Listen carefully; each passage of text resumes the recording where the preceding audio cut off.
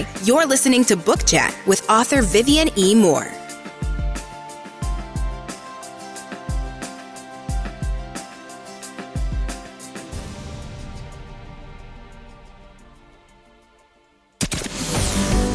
Welcome, everybody, to this week's episode. We really appreciate you joining us. This podcast really shows us how we can all learn, live, and thrive off of each other. By sharing our knowledge through our conversations, we will impart some knowledge whilst learning ourselves how to progress even further.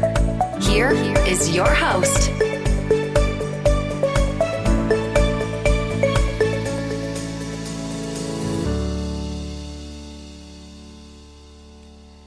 Hello, everyone, and welcome to Book Chat. I am your host, author Vivian E. Moore. I hope everyone is having a great day. I hope you had a great weekend. Hope you had a great week. I hope where you are experiencing some fall-like temperatures.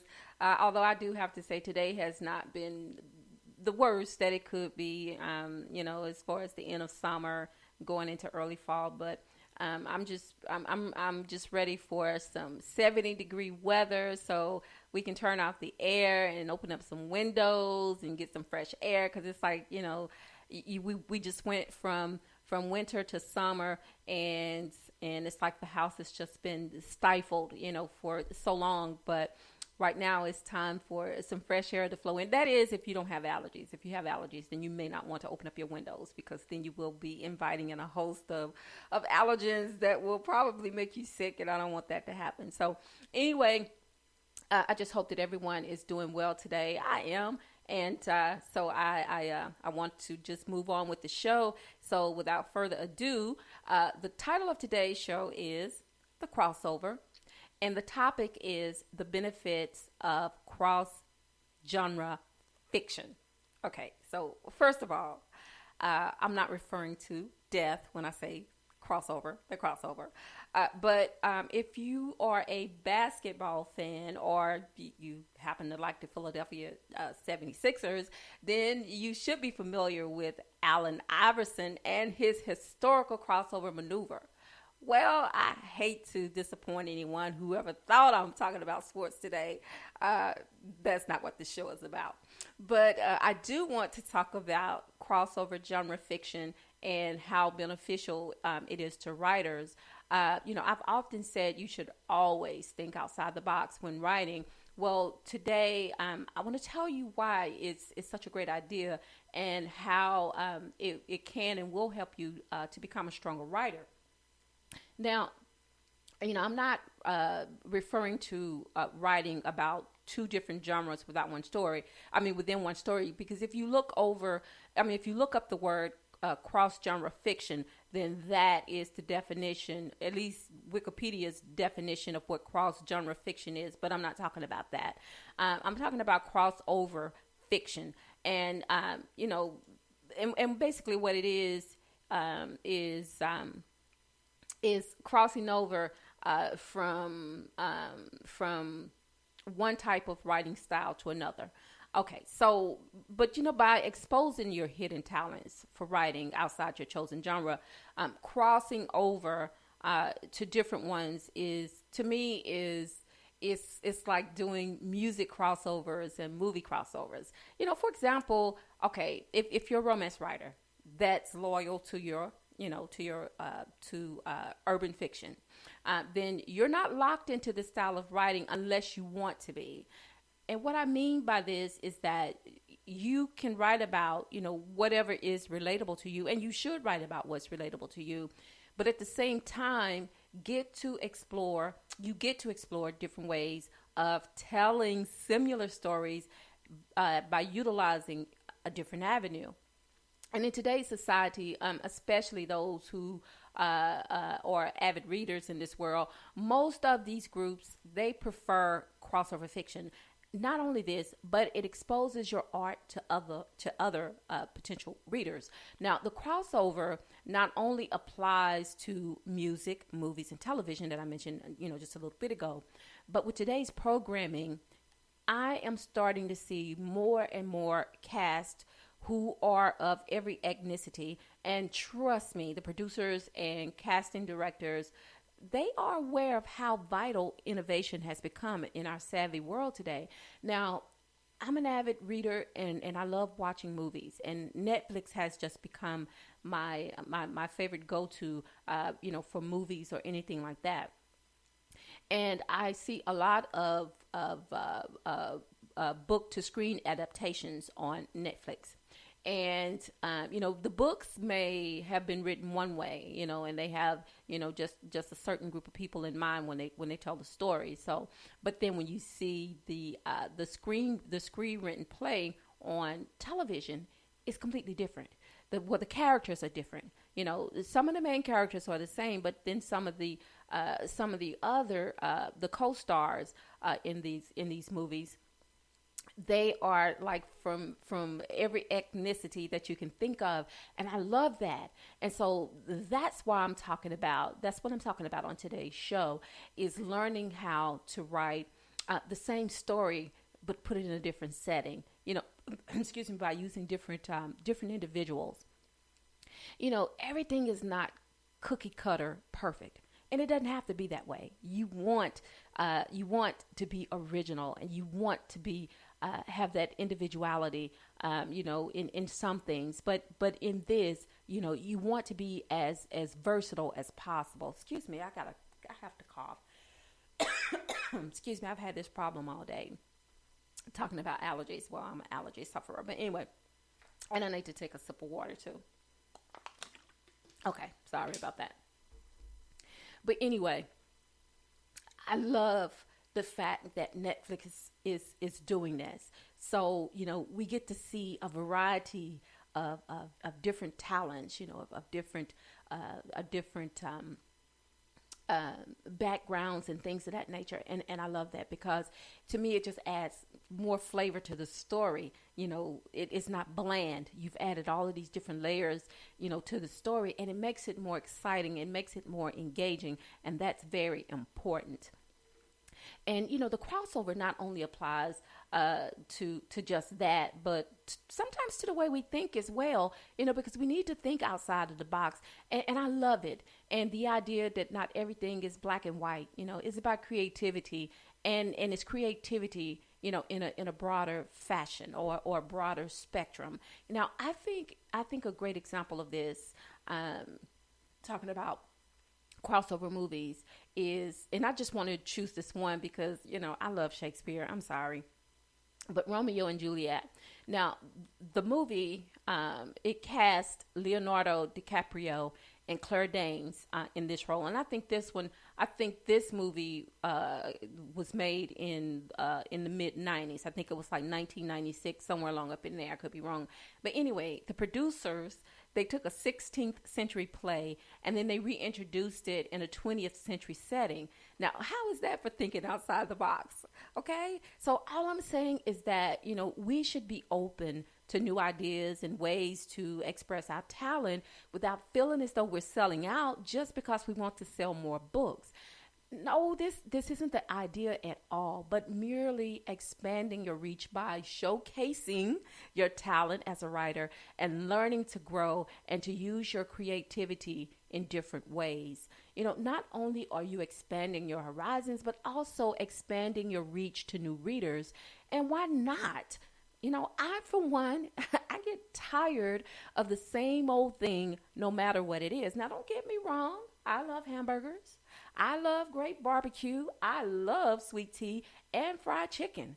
But I'm not opposed to changing things up every once in a while.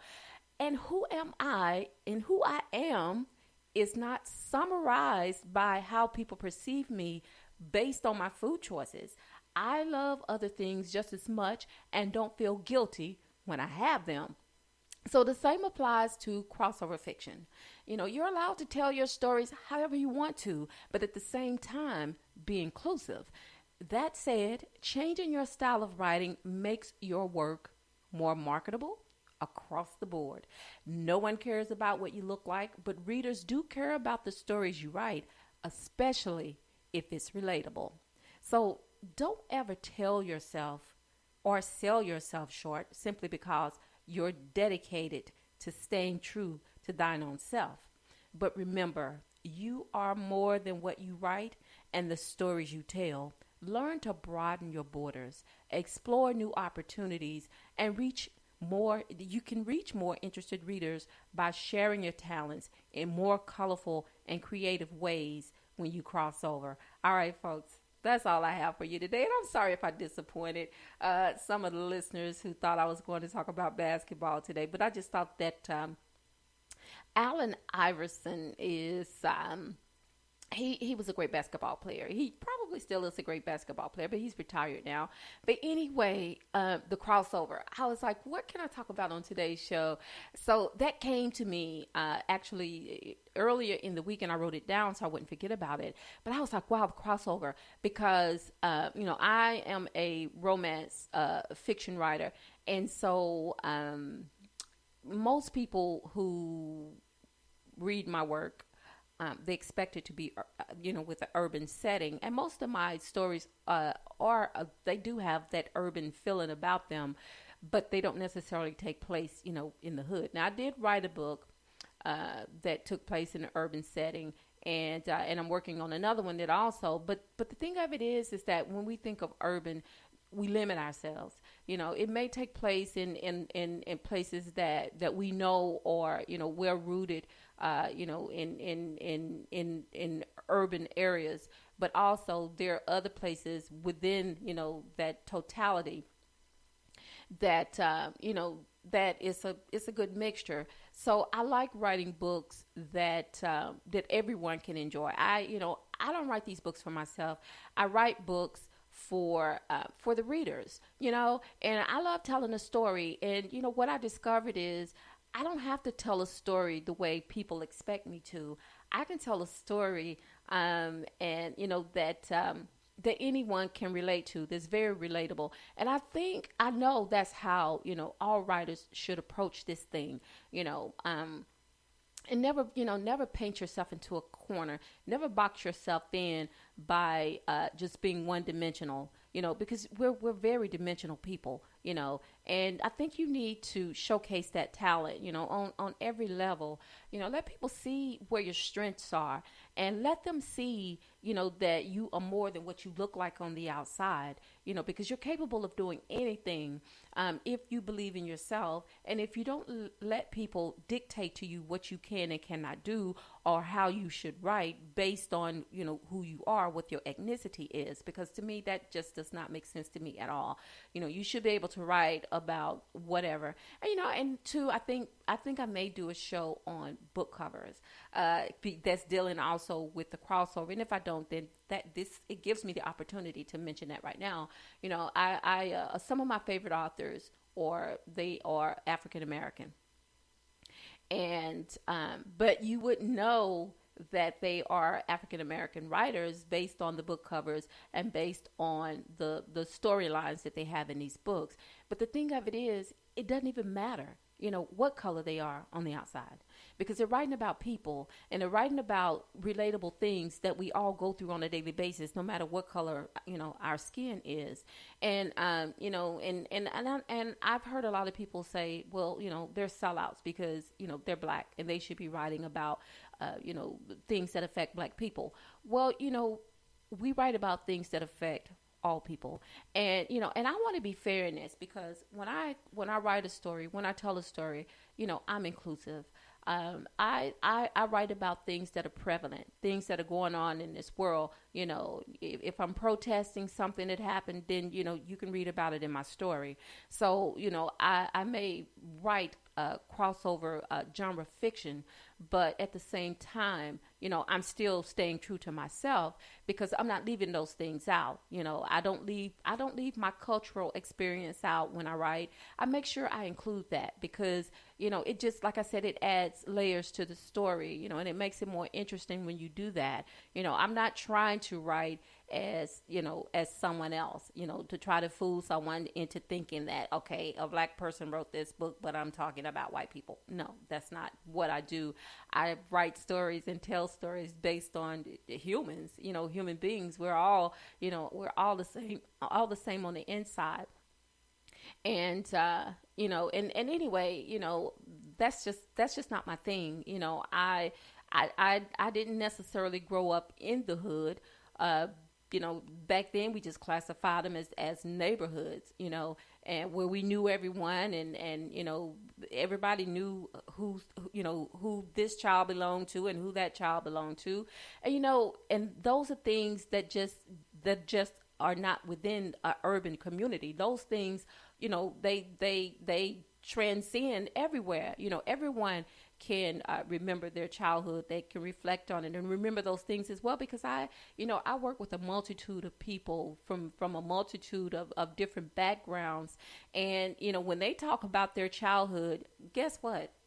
They could be talking about my childhood, because it just shows you how connected we are as people, and how small this world is. But we don't have to have small minds, because we're bigger than that. So, that gives us the opportunity to write about things that, that may reflect and touch on, and touch on subjects, that are maybe some people feel that is out of the norm, for who they are, but, not so much us. We just tell human stories. That's what we do. We write books. I guess a lot of people say, you can't write about what you haven't experienced. Well, sometimes that's not true, because we have writers who write sci-fi and we have writers who write fantasy. Well, a lot of the things that they're writing about in those books has not transpired. They've not experienced it, but they still write about it. And the way they write about it makes you believe that they actually went through that, that they've actually experienced it, but it's not true. So, so that does not, it does not, it's not true, on many levels. You can write about whatever you want to, you can't limit yourself by being what other people think you should be, or who other people think you should be. You have to express yourself in many ways, just like artists, they express themselves through the tip of a brush, and musicians, express themselves through their vocals, through the words that they sing, and writers express themselves, by the words that they write, that they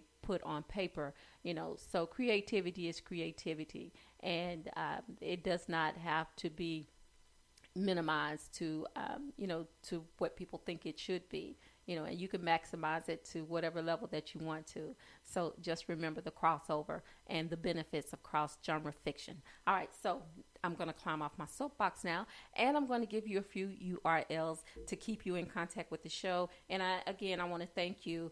Each week I get the stats on the show, and they increase every week, and I just want to say thank you so very much for those of you who listen to the show, for those of you who download the show. Thank you so very much for doing that, because this show has grown so much in the past couple of years, to levels that I've never dreamed of, but I always hoped that it would reach people and help them in some way. And I feel that it's doing that. So thank you so much. You inspire me to continue to do what I'm doing. So that's why I'm going to give you these URLs. So the first one is, of course, to Spreaker, and it is https://www.spreaker.com/user/author Vivian E. Moore. You can also follow me, like me, on Facebook and on Twitter. You can also follow me on Instagram, and you can check out my website at vivianemore.com, and also my blog, which is updated on a weekly basis, and that is at https://vivianemore.blogspot.com.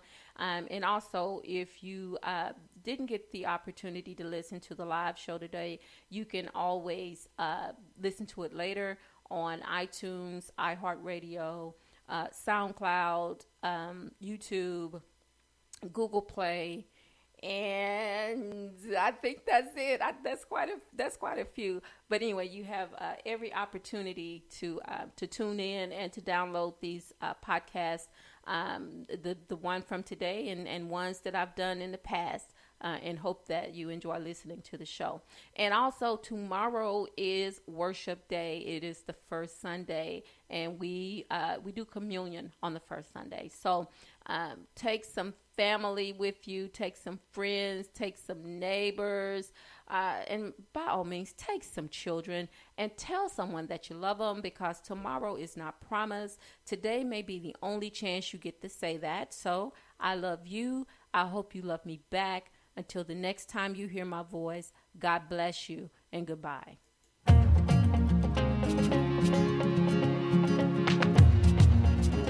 Loved what you've heard on this week's episode? Well, the answer is simple. It would mean the world to us if you could head over to iTunes and leave us a 5-star review and feedback. Spreading the word really is the best way to grow our podcast and achieve even greater things. Thank you.